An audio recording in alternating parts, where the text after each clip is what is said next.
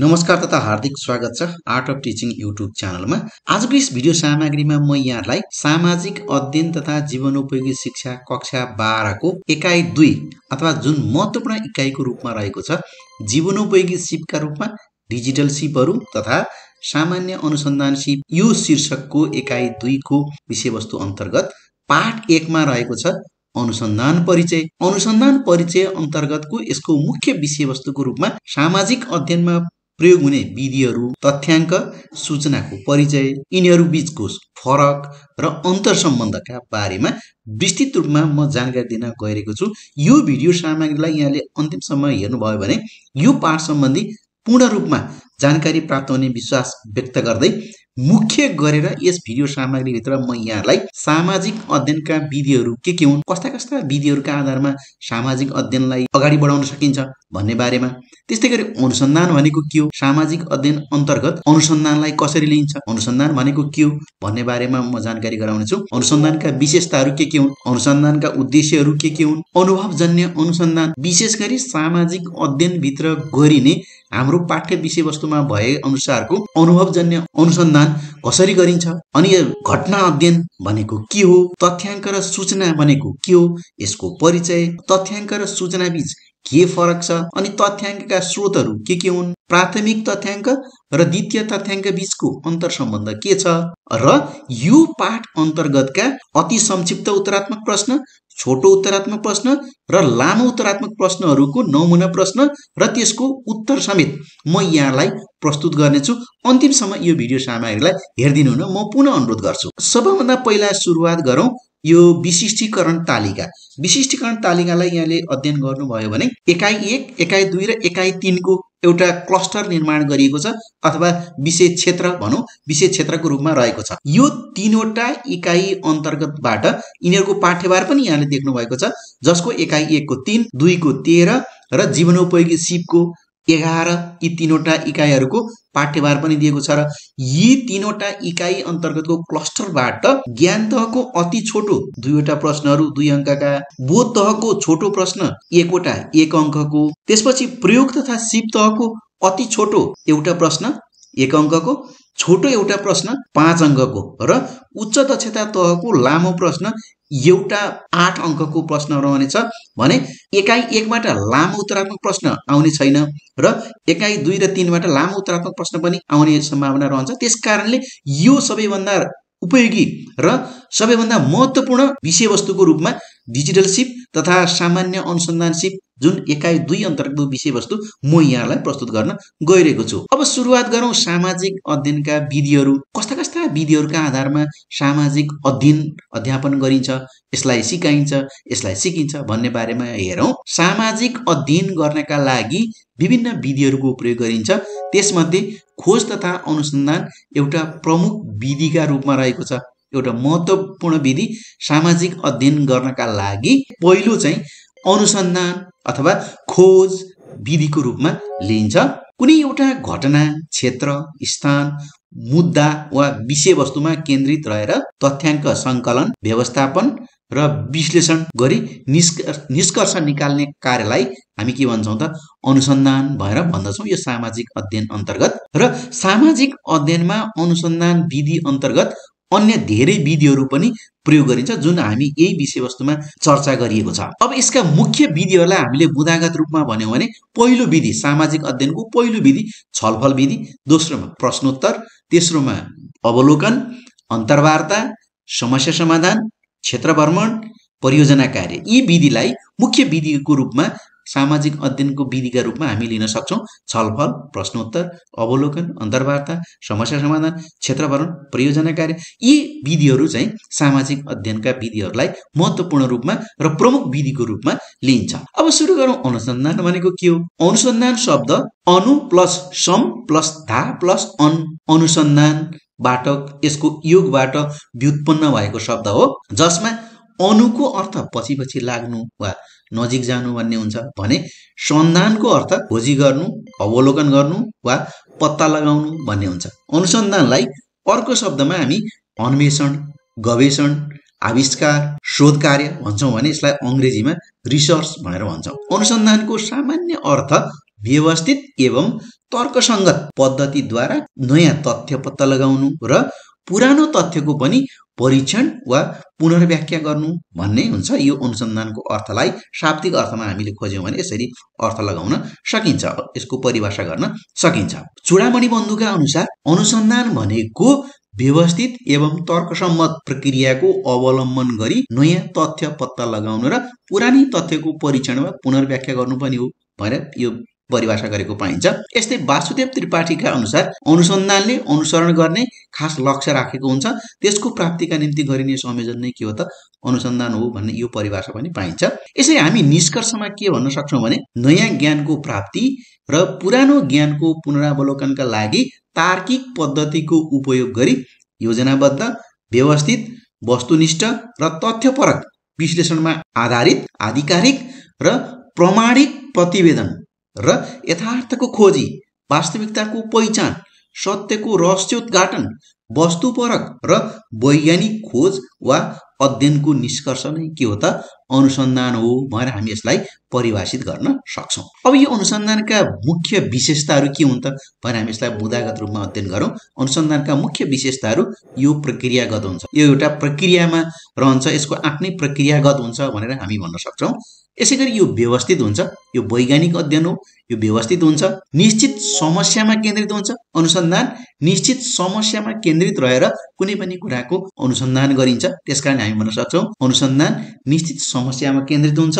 यस्तै विश्लेषणात्मक हुन्छ, अनुसन्धानले विश्लेषणात्मक ढङ्गले कुनै पनि समस्यालाई त्यसको विश्लेषण गरेको हुन्छ र यो परिणाममुखी हुन्छ।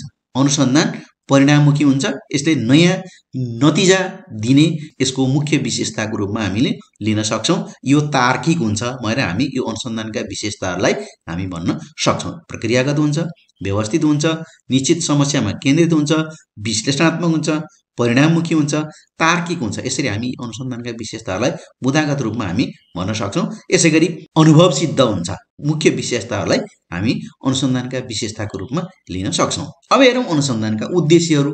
अनुसन्धानका मुख्य उद्देश्य के हुन् त भनेर हामीले हेऱ्यौँ भने सबैभन्दा पहिला नयाँ ज्ञान अथवा तथ्य पत्ता लगाउँछ। अनुसन्धानले नयाँ ज्ञान पत्ता लगाउँछ र नयाँ तथ्य पत्ता लगाउने यसको मुख्य उद्देश्य हुन्छ। यस्तै वैज्ञानिक कार्यविधिको प्रयोग गरेर कुनै प्रश्नको उत्तर पत्ता लगाउँछ। यसमा वैज्ञानिक कार्यविधि हुन्छ, तथ्यद्वारा प्रमाणित हुन्छ, त्यसद्वारा कुनै पनि प्रश्नको उत्तर पत्ता लगाउने उद्देश्य चाहिँ अनुसन्धानको हुन्छ। व्यवस्थित प्रयासद्वारा सिद्धान्तको निर्माण गर्छ, भविष्यको आकलन गर्छ, हिजो कुन अवस्थामा थियो, अहिले कुन अवस्थामा छ र भोलि कुन अवस्थामा हुनेछ भन्ने विषयमा यसले भविष्यको आकलन गर्छ, त्यसको पूर्ण रूपमा विश्लेषण गर्छ। त्यसकारणले यो अनुसन्धानको उद्देश्यको रूपमा हामी भविष्यको आकलन गर्ने यसको उद्देश्य हामी भन्न सक्छौँ। परिकल्पित अनुमानको सिलसिलाबद्ध र व्यवस्थित अन्वेषण र तथ्यपरक निष्कर्ष निकाल्नु अनुसन्धानका उद्देश्यहरूलाई हामी यसरी भन्न सक्छौँ। अब लागौँ अनुभवजन्य अनुसन्धान के हो त। हामीलाई यो शब्दकै आधारमा भन्यौँ भने अनुभवजन्य, जुन अनुसन्धानकर्ताले आफ्नो अनुभवमा आधारित भएर अनुसन्धान गर्छ त्यसलाई हामी अनुभवजन्य अनुसन्धानका रूपमा परिभाषित गर्छौँ। र विशेष गरी सामाजिक अध्ययन अन्तर्गत हामीले अध्ययन गर्ने भनेको यो अनुभवजन्य अनुसन्धान हो। अनुभवजन्य अनुसन्धान अवलोकन र मापन गरिएको घटना अथवा अवस्थामा आधारित हुन्छ र सिद्धान्त वा विश्वासबाट नभई, कुनै पनि सिद्धान्तबाट प्रेरित हुँदैन र अरूबाट गरिएको त्यो विश्वासबाट नभइकन वास्तविक अनुभवबाट ज्ञान प्राप्त गर्छ अथवा अनुसन्धानकर्ता अथवा भनौँ अध्ययनकर्ता अथवा भनौँ अवलोकनकर्ता आफैले आफ्ना इन्द्रियहरूको प्रयोग गरेर गरिने अनुसन्धान के हो त अनुभवजन्य अनुसन्धान हो भनेर हामी यसलाई परिभाषित गर्न सक्छौँ। अनुभवमा आधारित रहेर सङ्कलन गरिएका प्रमाणहरू प्रयोग गरेर गरिएको अनुसन्धानलाई अनुभवजन्य अनुसन्धान भनिन्छ। यो अनुभवजन्य अनुसन्धान प्रत्यक्ष र अप्रत्यक्ष अवलोकन वा अनुभव मार्फत ज्ञान प्राप्त गर्ने तरिका पनि हो। अनुभववादले के भन्छ त भन्दा अन्य प्रकारको अनुसन्धानलाई अरूभन्दा बढी महत्त्व दिन्छ। यो अनुभवजन्य अनुसन्धानलाई बढी महत्त्व दिन्छ। यसरी हामी यसलाई अनुभवजन्य अनुसन्धानलाई परिभाषित गरेर हेर्न सक्छौँ। यस प्रकारको अनुसन्धान प्रमाणमा आधारित हुने भएको हुँदा अवलोकन र प्रयोग पक्षलाई विशेष जोड दिन्छ। कुनै विशिष्ट प्रकृतिको प्रश्न वा परिकल्पनाको उत्तर खोजी गरेर प्रयोजनका लागि त्यो उत्तर खोजी गर्ने प्रयोजनका लागि यो इम्पेरिकल रिसर्च अथवा अनुभवजन्य अनुसन्धान गरिन्छ।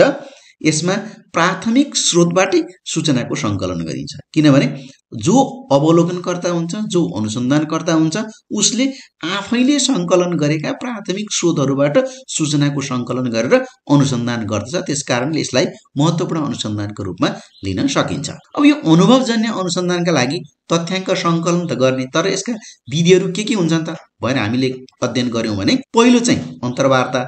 यो सामूहिक अन्तर्वार्ता हुन पनि सक्छ, एउटा व्यक्ति र एउटा व्यक्तिसँग लिने व्यक्तिगत अन्तर्वार्ता पनि हुन सक्छ। प्रत्यक्ष अवलोकन गरेर र सर्वेका माध्यमबाट तथ्याङ्क सङ्कलन गरिन्छ, जुन हामीले अघि नै भन्यौँ प्राथमिक तथ्याङ्कहरूको सङ्कलन यी विधिद्वारा गर्न सकिन्छ। अब लागौँ घटना अध्ययनतिर। के हो त घटना अध्ययन, जसलाई हामी केस स्टडी भनेर पनि भन्छौँ।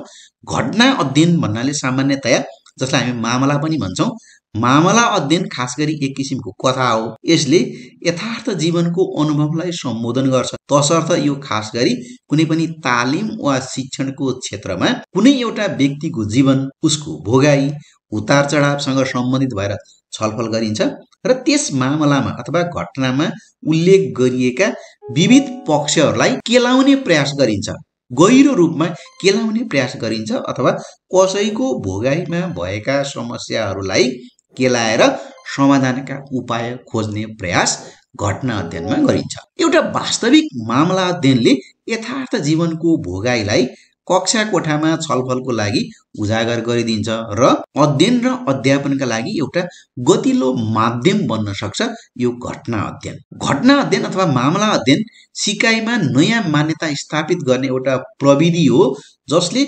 समग्रमा स्थितिको गुणात्मक व्याख्या र विश्लेषण गर्छ र अध्ययन गरिने इकाइको सम्पूर्ण पक्षमा गहिरिएर पूर्ण तस्बिर उतार्दै के भइरहेको छ, किन भइरहेको छ भन्ने प्रश्नहरूको गुणात्मक कथन र व्याख्या र विश्लेषण गर्ने काम यो घटना अध्ययनले गर्छ। हामी त्यसलाई घटना अध्ययन भनेर भन्छौँ। यो घटना अध्ययनमा बहुसूचना, सूचनाको प्रत्यक्ष अवलोकन र त्रिकोणात्मक समन्वयमा सम्बन्धहरू स्थापित गरिन्छ।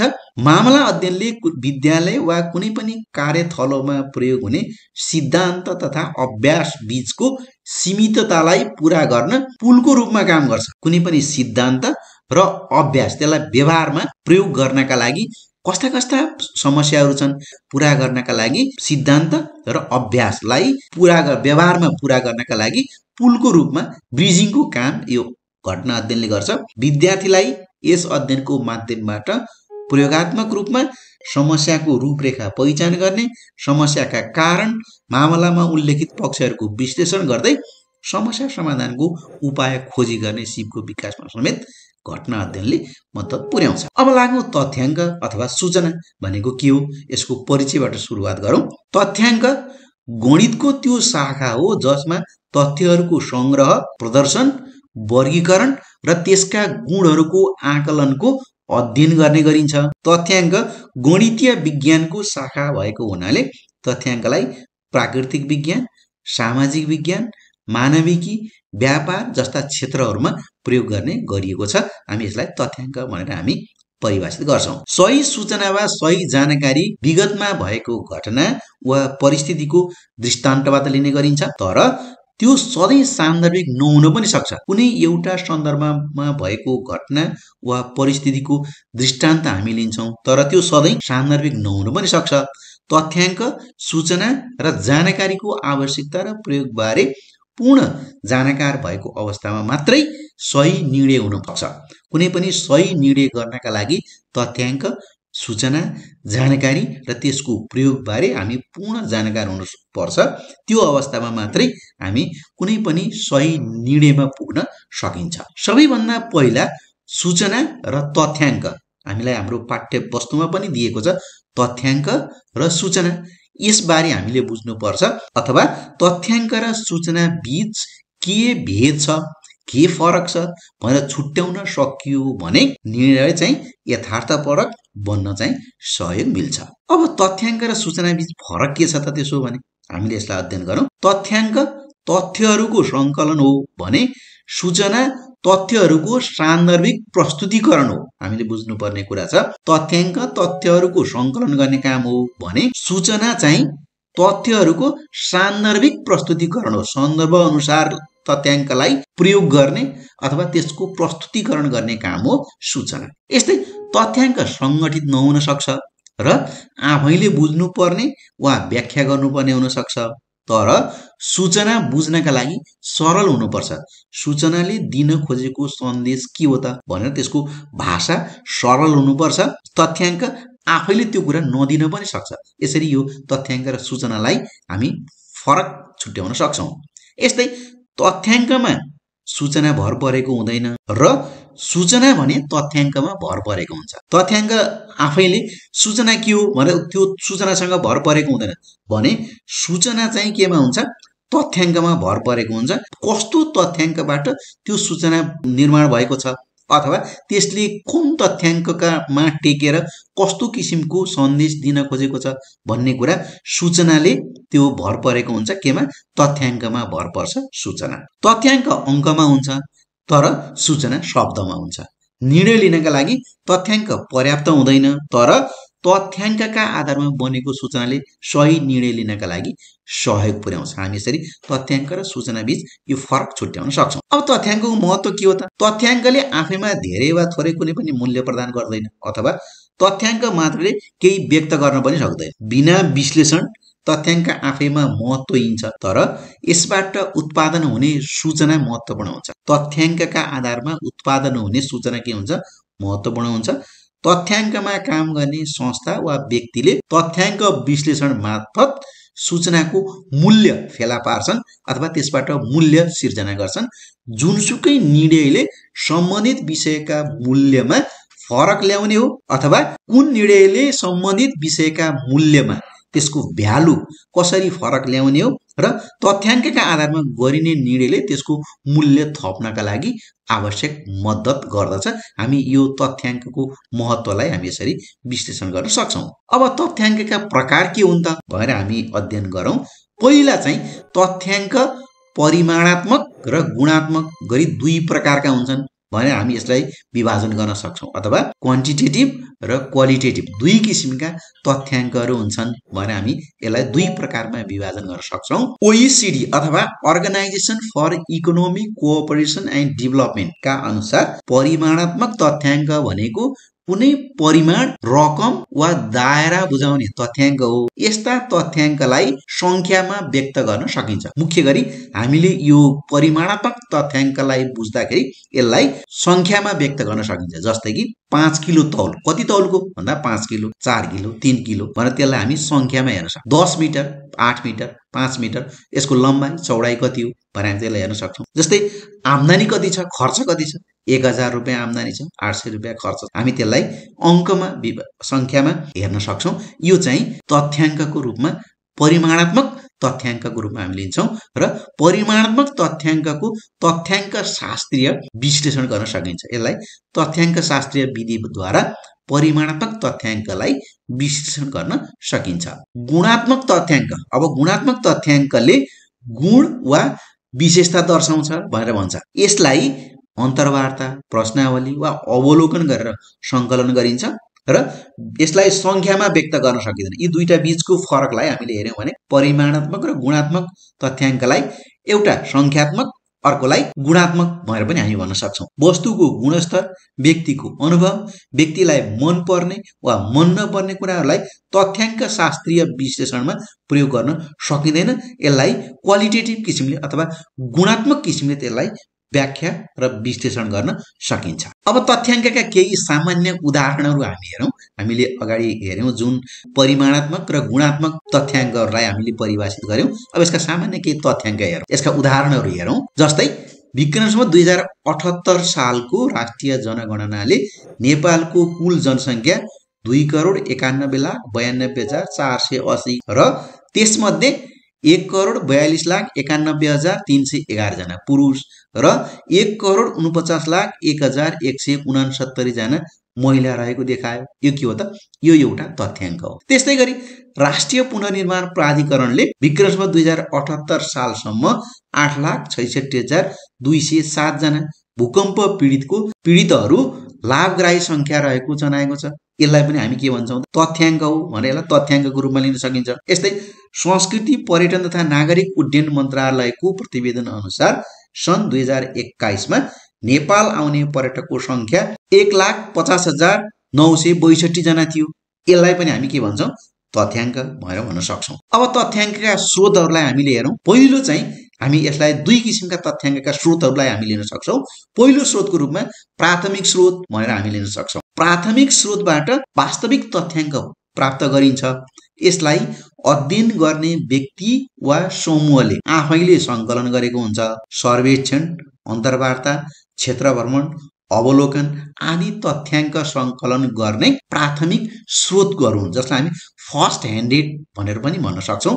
प्राथमिक तथ्याङ्क सङ्कलन गर्ने कार्यमा बढी समय लाग्छ, बढी परिश्रम लाग्छ, खर्चिलो हुन्छ र यसमा लगानी बढी हुन्छ।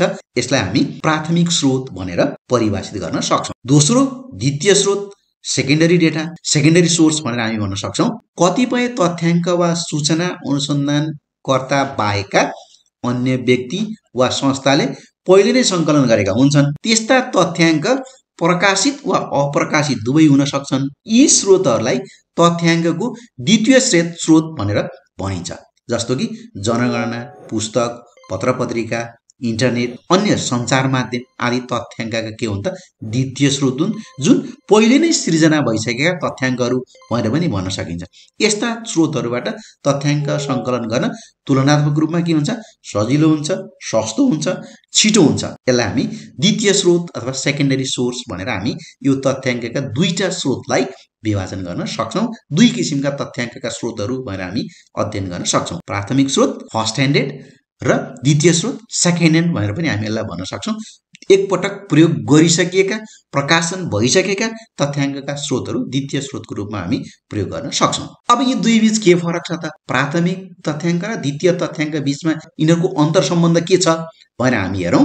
एउटा अनुसन्धानकर्ता वा कुनै व्यक्ति वा संस्थाले तथ्याङ्क सङ्कलन गरिसकेपछि त्यसलाई विश्लेषण, प्रकाशन गर्छ।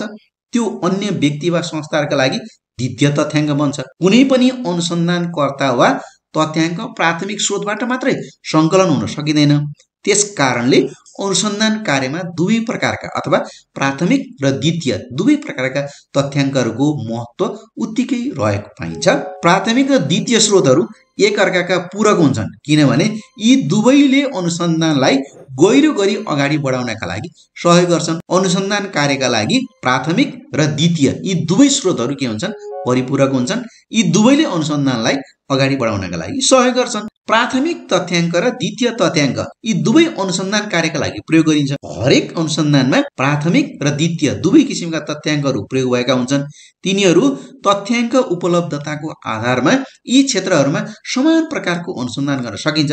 फरक यति हो, यिनीहरूको सङ्कलन विधि चाहिँ फरक हुन्छ।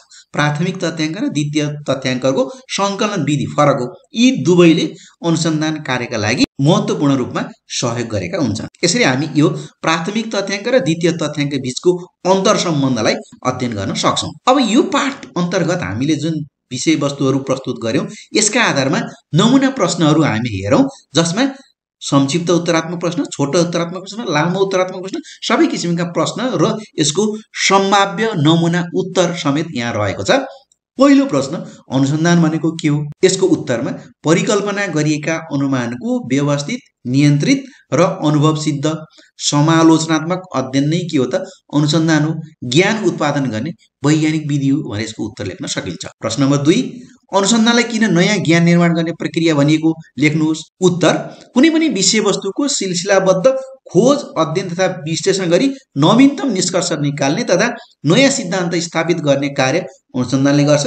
साथै भइरहेका ज्ञानमा सुधार, परिमार्जन गर्ने भएकोले अनुसन्धानलाई ज्ञान निर्माण गर्ने प्रक्रिया भनिएको हो भनेर हामी यसको उत्तर भन्न सक्छौँ। चौथो प्रश्न, सामाजिक अनुसन्धान भनेको के हो? यसको उत्तर, समाजमा रहेका व्यक्ति वा समाजको जीवनशैली, सामाजिक घटना र तिनको प्रभाव सम्बन्धी अनुसन्धान नै के हो त सामाजिक अनुसन्धान हो भनेर हामी यसको उत्तर लिन सक्छौं। प्रश्न नम्बर 5 अनुसन्धानका उद्देश्यहरूको सूची तयार गर्नुहोस् भन्ने यसको प्रश्न रहेको छ। अनुसन्धानका उद्देश्यहरूलाई निम्न अनुसार उल्लेख गर्न सकिन्छ भनेर हामी लेख्न सक्छौं। बुदागत रूपमा हामीले प्रस्तुत गर्दा यसको उद्देश्य नयाँ तथ्य नयाँ ज्ञान उत्सर्जन गर्ने वैज्ञानिक प्रयास गर्नु एउटा उद्देश्य हुन्छ। दोस्रोमा वैज्ञानिक कार्यविधिको प्रयोग गरेर कुनै प्रश्नको उत्तर पत्ता लगाउने यसको अनुसन्धानको उद्देश्य हुन्छ। व्यवस्थित प्रयासद्वारा सिद्धान्तको निर्माण गर्ने अनुसन्धानको उद्देश्य हुन्छ। भविष्यको आकलन गर्ने परिकल्पित अनुमानको सिलसिलाबद्ध र व्यवस्थित अन्वेषण र तथ्यपरक निष्कर्ष निकाल्नु यसलाई हामी अनुसन्धानका उद्देश्यको रूपमा सूचीबद्ध गर्न सक्छौं। प्रश्न नम्बर 6 अनुसन्धानका विशेषताहरू लेख्नुहोस्। अनुसन्धानका विशेषताहरू निम्नानुसार प्रस्तुत गर्न सकिन्छ हामी लेख्न सक्छौं। पहिलो विशेषता यो प्रक्रियागत हुन्छ, व्यवस्थित हुन्छ, निश्चित समस्यामा केन्द्रित हुन्छ, विश्लेषणात्मक हुन्छ, परिणाममुखी हुन्छ, तार्किक हुन्छ, अनुभव सिद्ध हुन्छ। यसलाई हामी अनुसन्धानका विशेषता लेख्न सक्छौं। प्रश्न नम्बर 7 अनुसन्धानका चरणहरूको सूची तयार पार्नुहोस्। अब अनुसन्धानका चरण के हुन् त भनेर यसको सूची तयार पार्नुहोस् भन्ने प्रश्न रहेको छ, जसको उत्तरको रूपमा हामी यसरी चित्रात्मक रूपमा यसलाई प्रस्तुत गर्न सकिन्छ।